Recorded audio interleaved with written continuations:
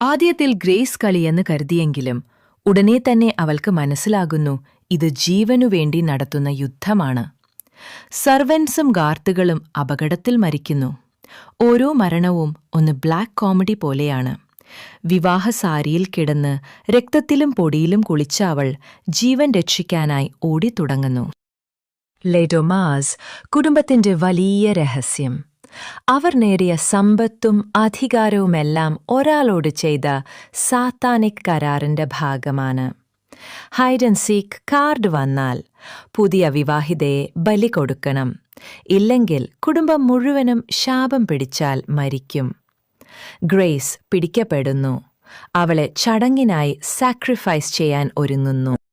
പുലർച്ചെ വരെ ഗ്രേസ് ജീവിച്ചിരിക്കുന്നു. ഒടുവിൽ സൂര്യോദയം വന്നപ്പോൾ കുടുംബം മുഴുവനും ഓരോന്നായി പൊട്ടിത്തെറിച്ച് മരിക്കുന്നു. ഗ്രേസ് രക്ഷപ്പെടുന്നു. മുഴുവൻ രക്തത്തിൽ കുളിച്ച് പുറത്തേക്ക് നടക്കുമ്പോൾ പോലീസുകാർ ചോദിക്കുന്നു, ഇത് എന്ത് സംഭവമാണ്? ഗ്രേസിന്റെ മറുപടി, ഇൻ-ലോസ്. ഇങ്ങനെ റെഡി ഓർ നോട്ട് ഒരു മാരേജ് ഹൊറർ കോമഡിയായി നമ്മെ മുന്നിലെത്തിക്കുന്നു.